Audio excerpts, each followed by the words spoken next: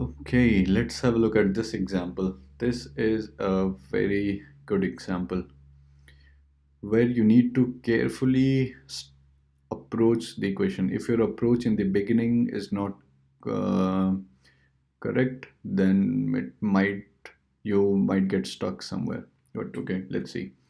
It says the sum of a two-digit number and the number obtained by reversing the digits is 66. If the digits of the number differ by 2, find the number. How many such numbers are there? Okay, let's go step by step. Here they are talking about two-digit numbers. We need to find two-digit numbers, something like x, y, let's say. So let's say the tens digit, the digit in the tens place is equal to x, and the digit in the ones digit is, let's say, y. So we need to find something like this. So first you need to think about how do we represent a number which has as tens digit as x and ones digit as y. For example, let's say we have something like 13 or something.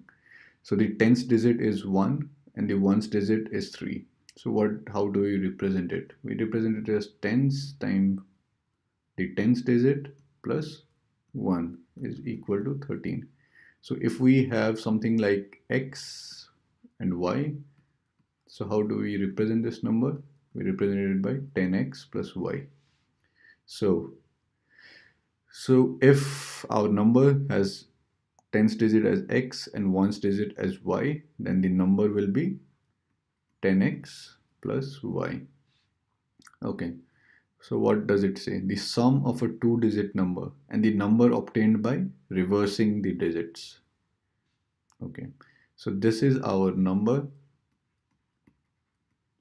This is our number, and if you reverse the number, terms obtained by reversing the digits, if you reverse the digits, so if we reverse the digits,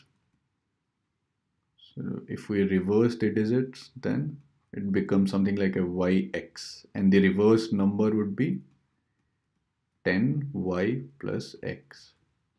So it says the sum of this number, and if you reverse it, this number. So this is our reverse number.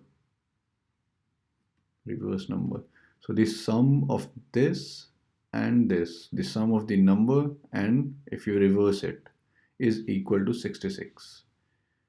So we have 10x plus y, this is our number, plus 10y plus x, this is our reverse number. This is equal to 66. So let us 10, 11, 11x plus 11y is equal to 66. You divide it by 11, we get x plus y is equal to 6. This is our equation 1. Okay, and it says if the digits of the number differ by 2, find the number. Now the digits can differ by number 2. Either x could be greater or y could be greater. So either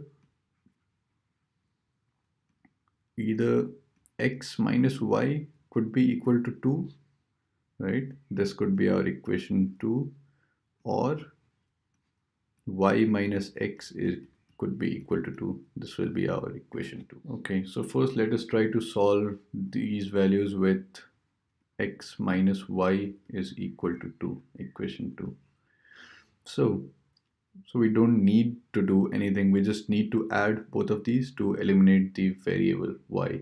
So if we just add equation 1 and 2, we get x plus x is 2x. These gets cancelled. 2x is equal to 8 and x is equal to 4.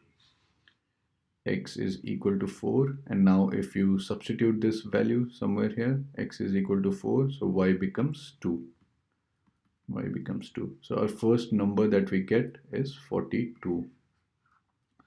But there is one more equation. Either it would have been x minus y is equal to 2, or there is also a possibility of y minus x equal to 2. So let us solve for this. X plus y is equal to 6 is our first equation. And the next equation is y minus x. Let us write it as y minus x is equal to 2. So we again need to just add this equation. This gets cancelled. 2y is equal to 8 and we get y as 4. And if you substitute y as 4 here, you get x as 2. So the number that we get is either it will be 42 or it is 24, right? So for x and y, we get two situations. In the first situation, x is 4, y is 2. In the second situation, x is 2 and y is 4. So we have two such numbers. The first number is 42, the second number is 24. Let us quickly check if it makes sense. So what does it say? The sum of a two-digit number and the number obtained by reversing. So we have, let's say, 42 and the number obtained by reversing it will be 24. So if we sum it, 42 plus 24 will make 66 and the digits differ by 2. So this satisfies it. And similarly for 24, if you reverse it, it becomes 42 and if you add it, you get 66 and the digits differ by 2. So this makes sense as well. So this is a very good example of where from, so the equations that we made here, these linear equations, these are not directly given in the equation. You need to figure out how from the information given in the equation we reach to something like this, to linear equations. And yeah, and as you practice more and more, this will become more easier for you to think.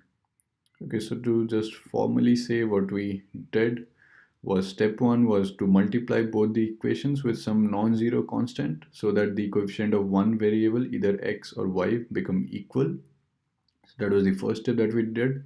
And in the second step, now you just add or subtract the equation so that the variables, the coefficient that you have made equal for with whichever variable x or y, they get eliminated. Now after this, when you do this step, three things can happen. Either you get a value for x or y. So if you get a value for x and y, then you just need to substitute that value back to some equation and then you get the value for other variable. This is the normal procedure. But at the end of step 2, you can either get a true statement as well or a false statement. These are the second and third possibility.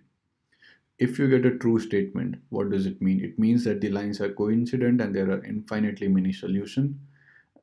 And if you get a false statement, it means the lines are parallel and there is no solution. They are inconsistent. Thank you.